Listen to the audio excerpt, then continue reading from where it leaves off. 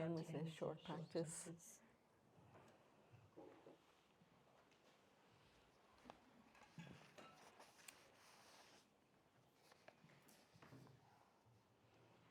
And with the opening aspiration.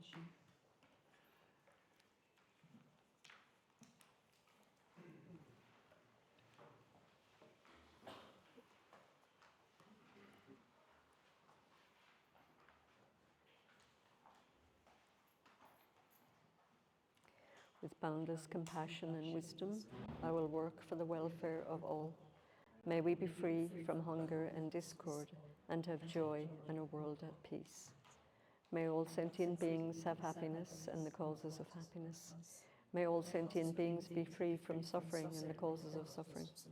May all sentient beings never be separated from the happiness which is free from suffering. May all sentient beings live in equanimity, free from attachment and aversion. May all sentient beings have happiness and the causes of happiness. May all sentient beings be free from suffering and the causes of suffering. May all sentient beings never be separated from the happiness which is free from suffering. May all sentient beings live in equanimity, free from attachment and aversion. May all sentient beings have happiness and the causes of happiness. May all sentient beings be free from suffering and the causes of suffering. May all sentient beings never be separated from the happiness which is free from suffering. May all sentient beings live in equanimity, free from attachment and aversion.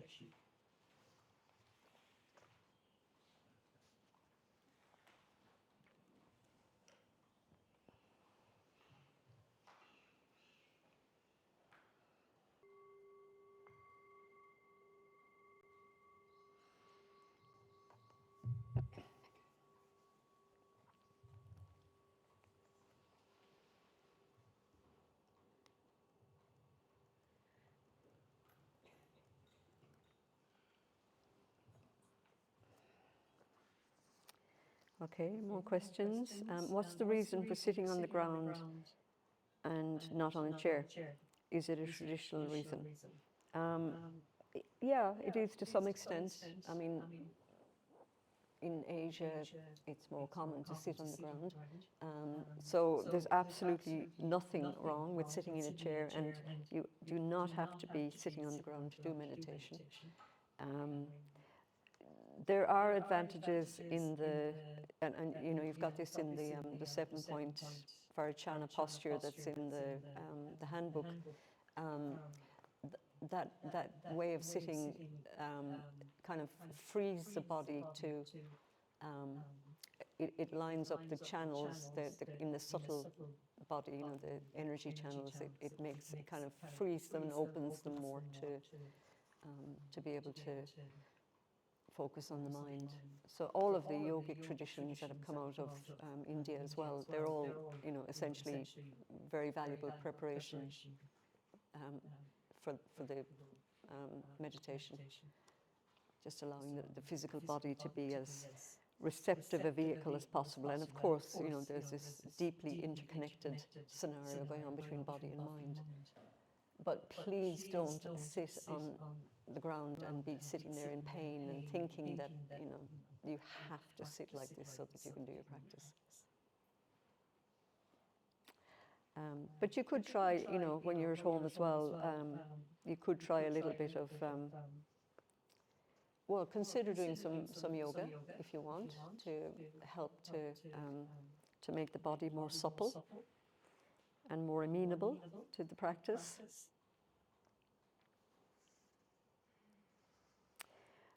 Oh, sorry, I just read that. I'm a super energetic person in my day-to-day life, but I feel very tired since the retreat started, even though I slept well. What could be the reason? Short answer is I don't know, but it's not uncommon. I guess, you know, it is like we're shifting gear here. And I mean, for many of us, we're very busy out in the world being human doings. And here we're going to, you know, moving towards human being rather than human doing. I think, again, a lot of it could, and I don't know if this is the case for you, but we can be very busy and energetic out in the world and be lost in that, in a distracted way, keeping ourselves busy. And so that then when we stop, it's quite a shock to the system. And it can happen that you're, and if it's been running, you know, if the energy has been like on that sort of a nervous, need to keep busy, need to keep doing, need to be out there productive in the world. I know for me, I remember doing one retreat and I reached out to a friend, and I had been very busy leading into the retreat. And I think after about 4 or 5 days, I sent a message to a friend saying, something seriously wrong here. I mean, I was literally sleeping nearly 20 hours a day. I'd get up and I'd sit to do practice and then,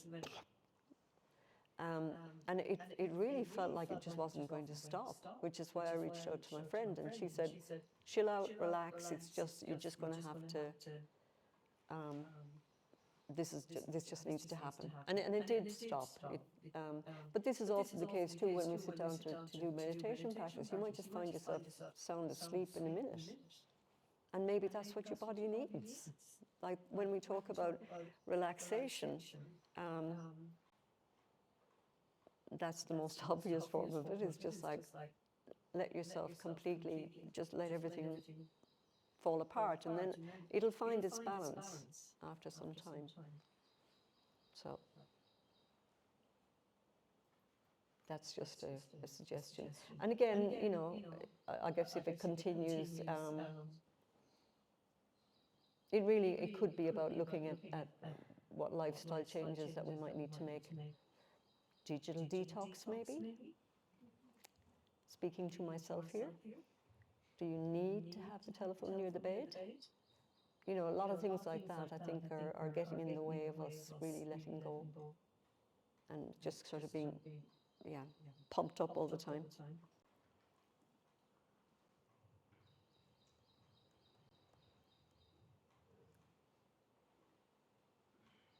So just that, it's impermanent, and, you know, as uncomfortable as it might be, or disarming, just, yeah, ride with it.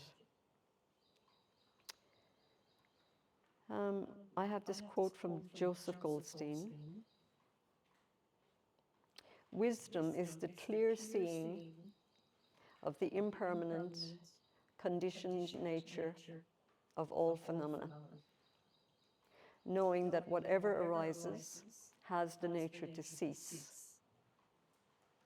When we see this impermanence deeply, we no longer cling. And when we no longer cling, we come to the end of suffering. I mean, that's fairly clear, yeah?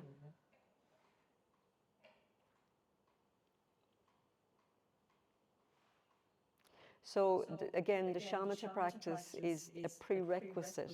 It's not going to bring that wisdom of clear seeing in and of itself. But it does settle the mind so that we can then turn that sharp wisdom focus on it. You know, if you're looking through a microscope, the first thing you have to do is get the, well, do they still look like they did when I was at school? I don't know. Where you put the little slide in and you're looking through this piece. But everything has got to be very still and steady and held in place. And then in that space, you can really go deeply into examination of the content. And so here we're looking at the content of our mind and seeing that it is conditioned.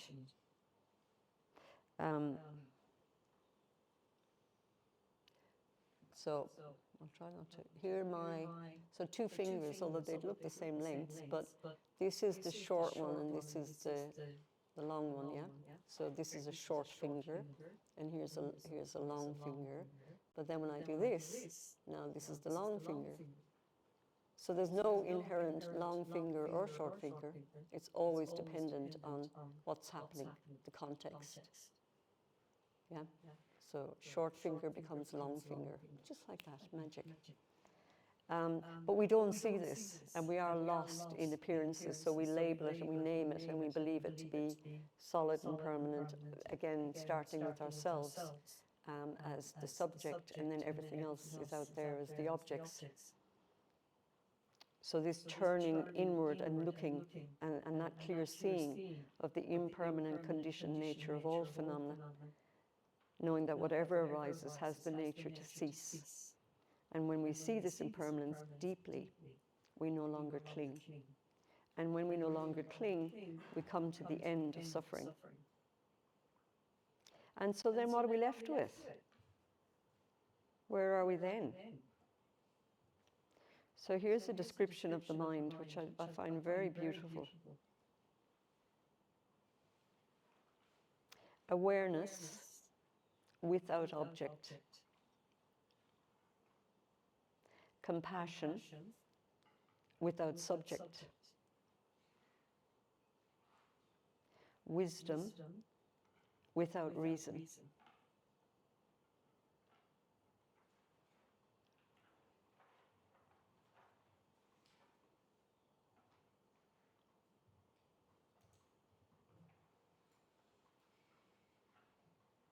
So all of our meditation practice, well, let me go, I want to read some teachers, Tulku Urgyen Rinpoche. So that's who we are just naturally, yeah? That awareness, compassion, and wisdom. It's there.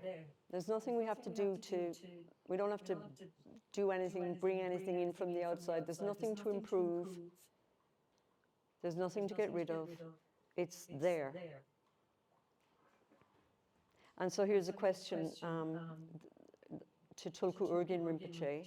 He was actually one of Sharon Salzberg's teachers as well, and the father of Mingyur Rinpoche. You might know these teachers. Sokne Rinpoche, Chokyi Nyima Rinpoche, they're all brothers.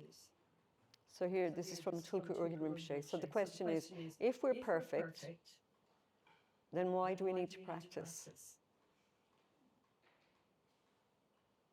And so Rinpoche says, the training in recognizing mind essence is this: short moment, repeated many times. There is no other way. A short duration guarantees it is actually the authentic mind essence. And that mind essence, again, is going back to that description of awareness without object, compassion without subject, wisdom without reason.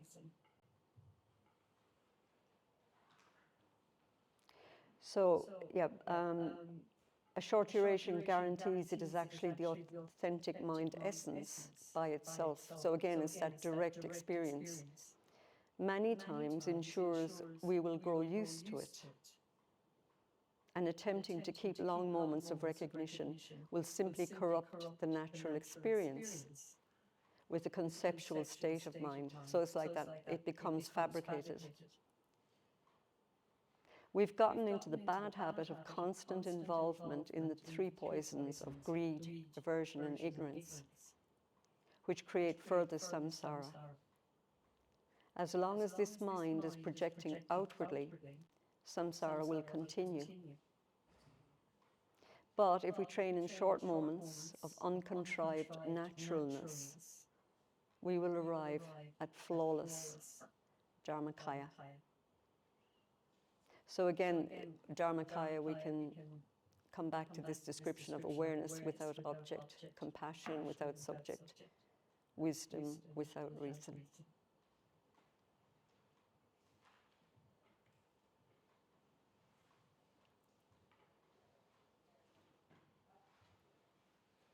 So Chokyi Nyima, Tulku Urgyen's father, or son rather, asked, if our true nature is so wonderful, then why do we suffer?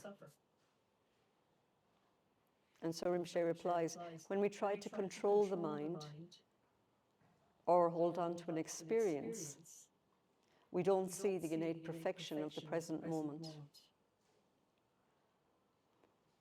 And then he pointed out the window and he said, look out into the blue sky.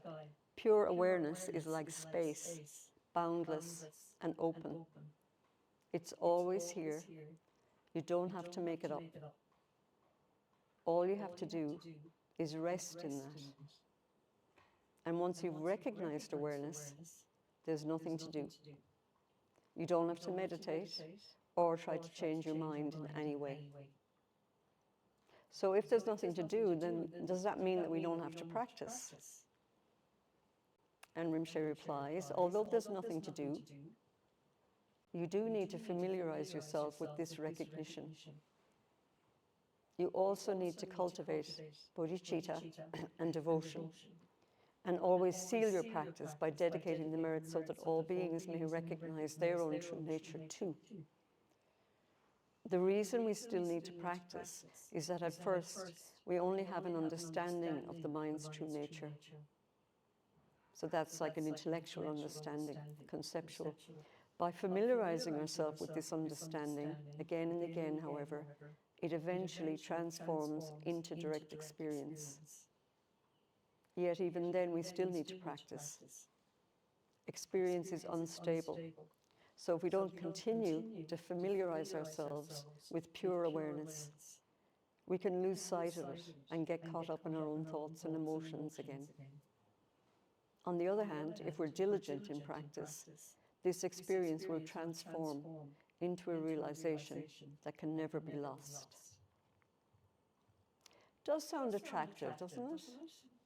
Yeah? Does it seem doable? I mean, what's being suggested here is like there's nothing to do because we already are all of that. We just need to recognize it. We need to see it. The only thing that makes it difficult is that we're so addicted to not knowing that this is true. We're lost in the appearances. We're completely invested in what's happening in our external world. And with all our best efforts, you know, all of it is attempting to be happy. So we have to commend ourselves for the effort put in. But yeah, we need to become more discerning in aligning ourselves with what will work. So we'll do another practice.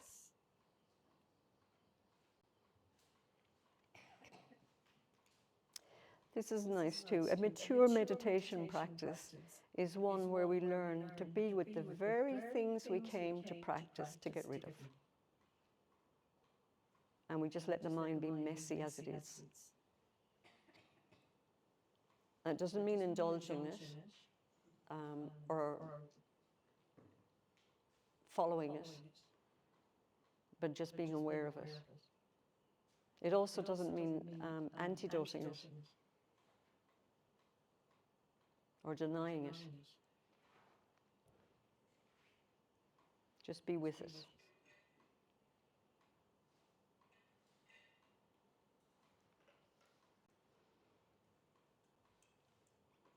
So just checking that you're sitting comfortably, whether you're on a chair or on the ground.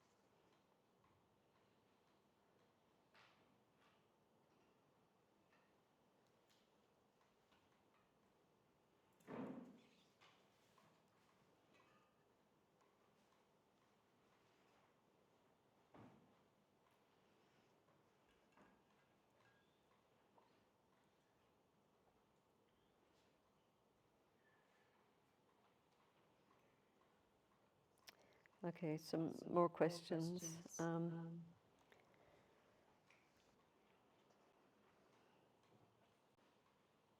Once I negate everything I am not, what remains is very subtle.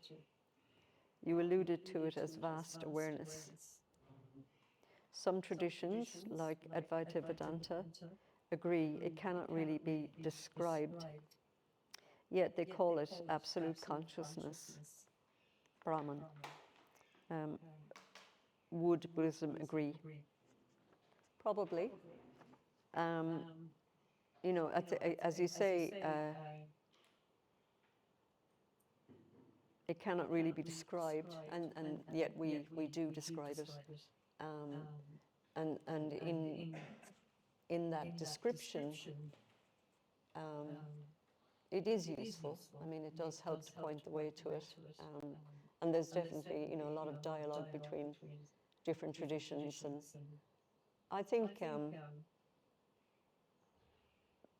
I guess the truth of it is that it can only be through direct experience. I know in a Christian mystic tradition in, I think, Eastern Europe, they say anything you can say about God, it's not that. So the words are useful, but they're also essentially redundant. But it's definitely, yeah, I mean, there's a great richness in reading and exploring how it presents in different traditions. And I think, if nothing else, it may or may not be, you know, describing the same thing, but I think what we can glean from it is the universality of it, which kind of strengthens the case for it being true.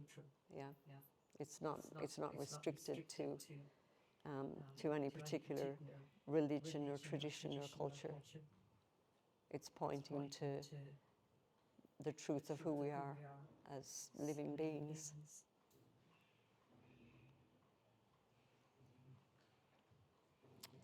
Okay, I'm kind of avoiding, but I should jump into them, you know, questions on the sticky reality of painful emotions and trauma. And I guess we should probably look into it more tomorrow as well, because, you know, this is our reality. This is kind of the bread and butter of what we deal with when we sit down. I'll go with one of the more difficult ones. So this person's talking about a trauma in their childhood, and goes on to say, this incident in a way defines me, my fears, my choices, my personality, everything.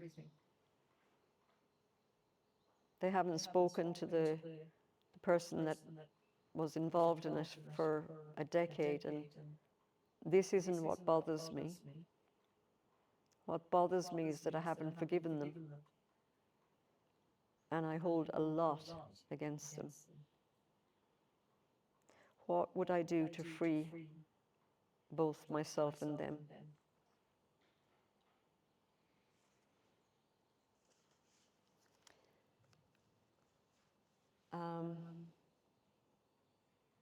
Yeah, I mean, this is a lifelong process.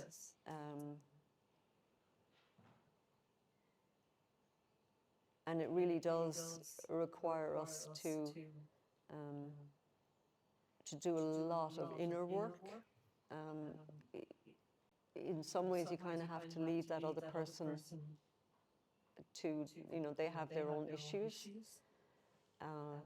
So the forgiving them, I would say, isn't primary. It's part of the process. But the real forgiveness will only come when you recognize that forgiving them is healing yourself, that it benefits you. And when we've had like very heavy suffering in our lives, and it you know, it does we create layer upon layer upon layer of it. And as you say, it defines your personality in many ways.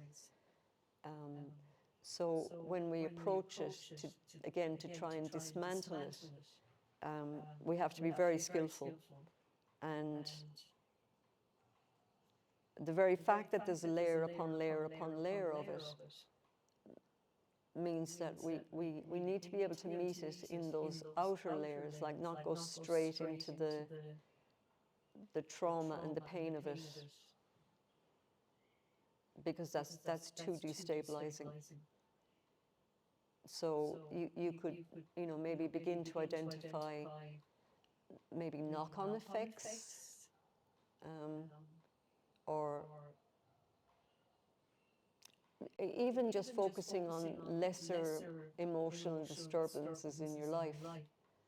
Leave that one alone and come at, look at lesser things like, say, I don't know, afraid of dogs, or just whatever comes up. Because again, because everything is interdependent, if we start to work on smaller things, it'll, as we free ourselves from lesser pain, it gives us more confidence and support to keep moving closer and closer to the more difficult things. Working on the body is very useful. There's lots of books now. What's this one? The Body Keeps the Score. So looking at trauma work and how we carry the memory of it in our physicality. So again, not to go straight to those big triggering traumas, but lesser ones, and to just see how that shows up in the body, what sensations may be there. And one of the gifts of this as well, I think, is that it sort of cuts through the story, and you're seeing how it shows up in, again, a direct experience of how the sensations are being felt in the body. And you can have that direct contact, again, without getting lost in the story of why those feelings are, or sensations are present.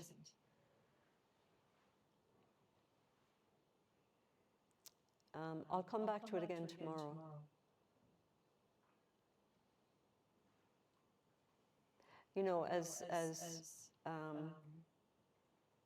As troubling as it is, these are still, they say, our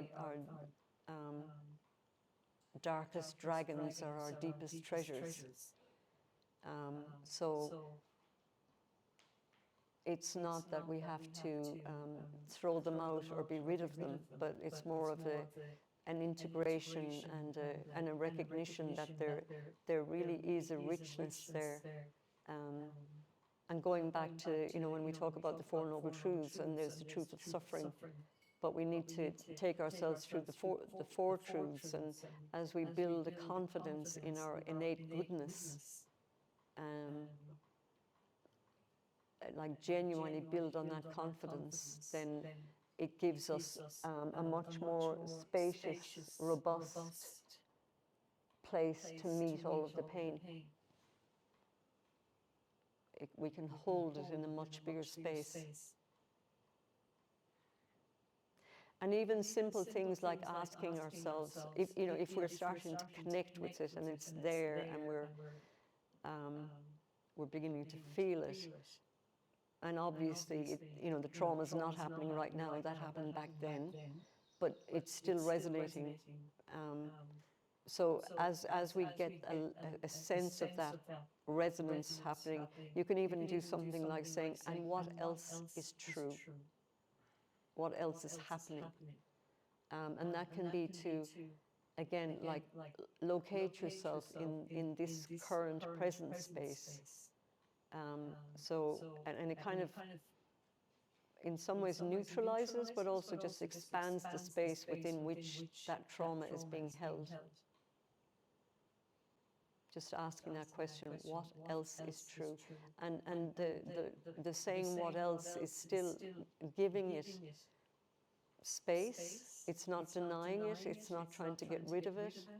There's a respect for it, a respect for the continuing impact that it's having on our lives. Again, holding it in the truth of suffering. And bucket loads of kindness. Sharon Salzberg is kind of like the queen of kindness. And it's very, again, another very misunderstood quality.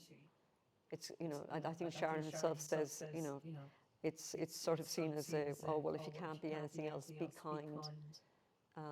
There's a phrase that I love, that kindness is the only non-delusional response to everything.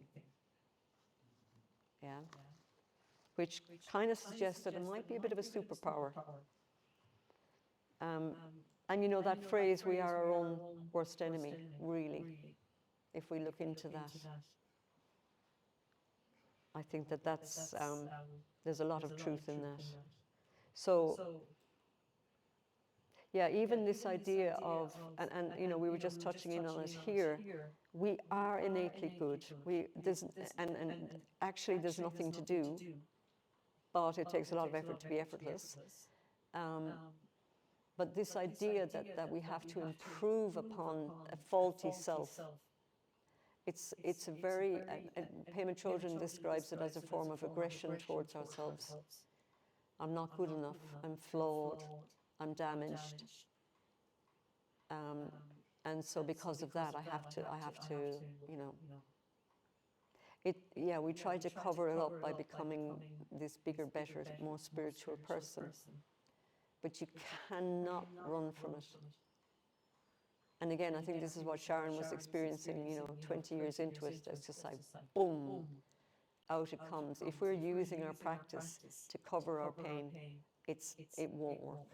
It'll offer temporary relief, and that could be over a long period of time. But it's still, if we're denying it, it's going to find a way out. We have to, the whole sense of being complete and whole and healthy is recognizing that there's space for all of it. There's a lovely video, which I think we might have watched last time, and it follows, we might watch it tomorrow night, I'll see. But it's short, and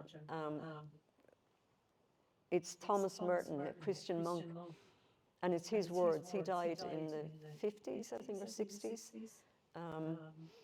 Christian monk who was really, really way before his time, I would say, in many ways. Very, very interested in interfaith dialogue, very interested in political activism. Yeah, a real man of all seasons, a contemplative, a hermit, and very out in the world as well, a man of all. But so using his words, in this video, they trace back some of the journeys that he took. And one of them was a nuns community. Kind of interestingly, I think he got on better with nuns than monks. He did a lot of these, it seemed to me anyway. But anyway, so there's this nunnery that he had visited of contemplative nuns. And this is like, whatever, 30, 40 years later. And so one of these nuns that's being interviewed, and she looks in her 90s, and she said that she found him to be very human. But then she was describing her own practice, and her figures were dancing as she was saying, what am I saying no to? What am I saying no to? And she was so delighted at finding what she was saying no to in her life, in her mind, in her experience. And so it's stepping up to those boundaries that we are placing between ourselves and all of our experience, and being able to stand in that threshold and not run from it. Yeah. We talk about groundlessness, and it's very scary. what, what ground have we got? We talk about past, present, and future, but even when we look into the present moment, where's the ground in that? There's just nothing's remaining the same. But again, in seeing that, in directly experiencing that, we are free. So, but I will come back to these questions on difficult emotions again.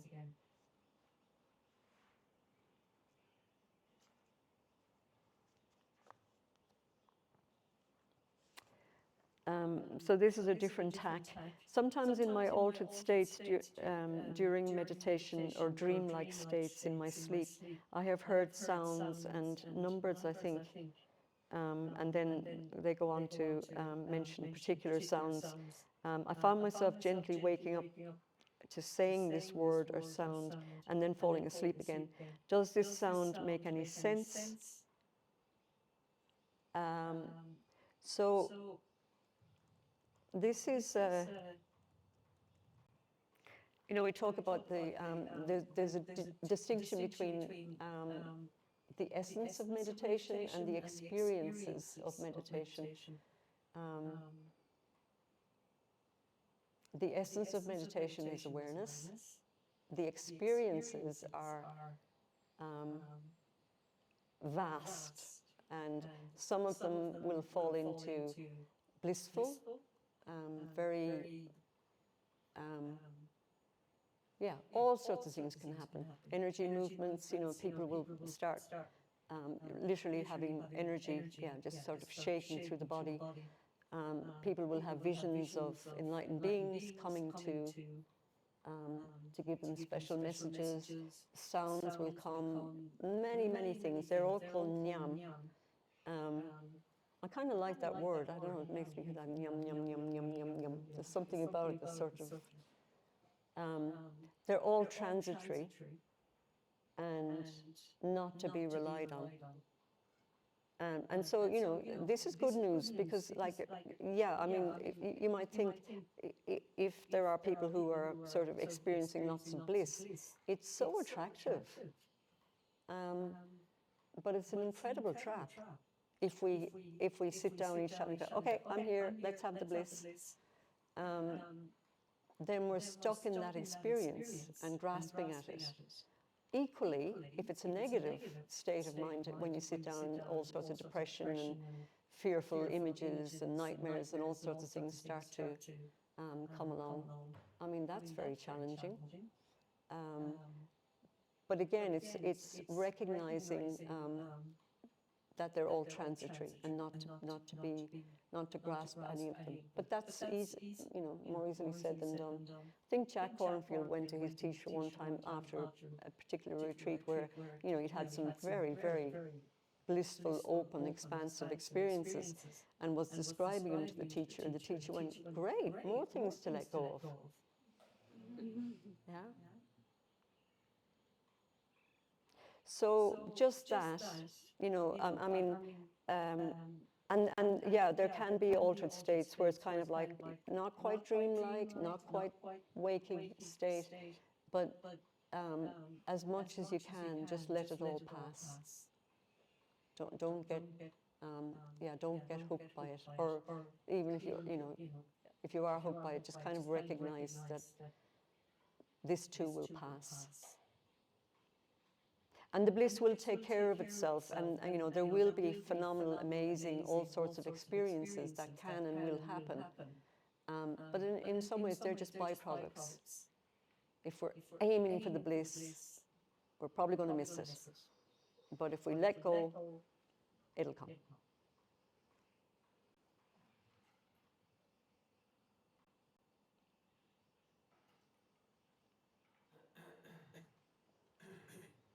Okay, so we'll do another practice. With this one, if you'd like to do a walking meditation, you're most welcome. The gong will be rung at the end of it. Maybe if you're out there doing the walking meditation too, just if you can remember to dedicate your practice. Seal it.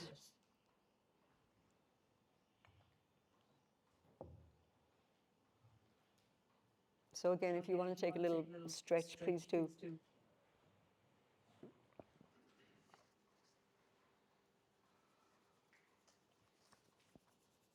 So we'll dedicate the merit.